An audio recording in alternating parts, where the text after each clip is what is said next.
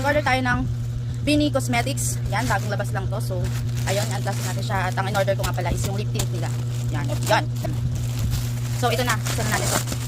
Wow, so ganda ng packaging, guys. And so, kung nagtatanong kung magkano to, so sa mga nagtatanong kung magkano to, this is for only 241 pesos. Pero 271 talaga yung regular price niya.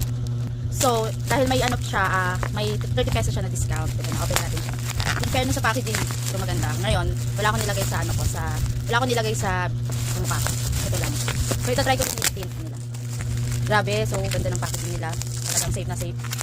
Safe na safe ang product. So ayan. Nung in-order ko, nakalimutan ko shade na in-order ko. Basta makikita ko na lang dito sa packaging.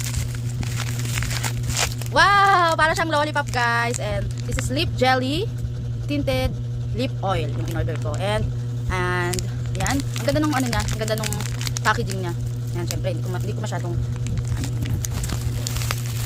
wow!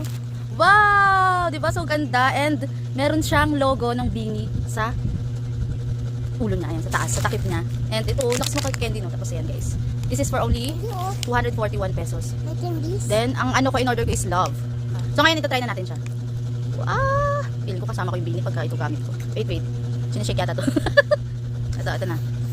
Alright. Wala siyang amoy.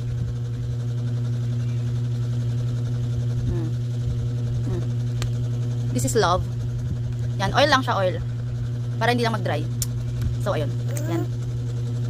So, yan siya. So, yun. I'm happy with this Bini oil. Bini tinted lip oil. Yun, so guys, yun lang. Bini! Yan. Hello.